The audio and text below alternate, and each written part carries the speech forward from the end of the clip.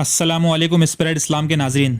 दोस्तों, इस वीडियो में हम आपको बताएंगे कि सुल्तान सलाहुद्दीन अय्यूबी ने किस तरह एक यहूदी जासूस को रंगे हाथों पकड़ा। मजीद डिस्कस करने से पहले इस वीडियो को लाइक करें, चैनल को सब्सक्राइब करें और बेल आइकन पर ज़रूर क्लिक करें। सुल्तान सलाहुद्दीन अय्यूबी रहमतुल्लाह अलैह को उनके जासूसों ने बताया कि एक आलिम दीन हैं जो बहुत अच्छा खिताब करते हैं, लोगों में बहुत मकबूल हो गए हैं। सुल्तान ने कहा, आगे कहो। जासूस बोले, कुछ गलत है जिसे हम महसूस कर रहे हैं मगर अल्फाजों में बयान नहीं कर पा रहे। सुल्तान ने कहा, जो भी देखा और सुना है बयान करो। जासूस बोले कि वो कहते हैं कि नफ्स का जिहाद अफजल है, बच्चों को तालीम देना एक बेहतरीन जिहाद है, घर की जिम्मेदारियों के लिए जिद्दोजहद करना एक जिहाद है। सुल्तान ने कहा, तो इसमें कोई शक है? जासूसों ने कहा कि उन्हें कोई शक नहीं, लेकिन उस आलिम का कहना है कि जंगों से क्या मिला, सिर्फ कत्ल व गारत गरी, सिर्फ लाशें। जंगों ने तुम्हें या तो कातिल बनाया या मकतूल। सुल्तान बेचैन होकर उठे। उसी वक्त आलिम से मिलने की ठानी।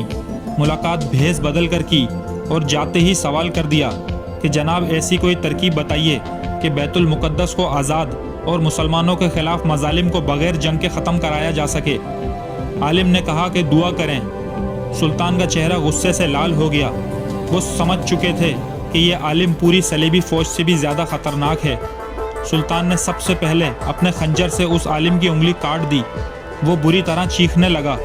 अब सुल्तान ने कहा कि असलियत बताते हो या गर्दन भी काट दूं। पता चला कि वो सफ़ेद पोश आलिम एक यहूदी था।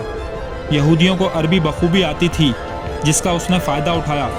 सुल्तान ने कहा कि इसके जैसा दर्स अब खुतबों में आम हो चला है। बड़ी मुश्किल से ये फितना रोका जा सका। ये फितना उस वक्त भी पूरी आबो ताब से रवां दवां है।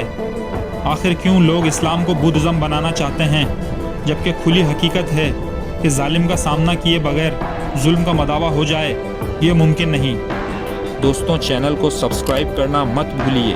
वीडियो को लाइक करें, शेयर करें और कमेंट सेक्शन में अपनी राय का इजहार ज़रूर करें।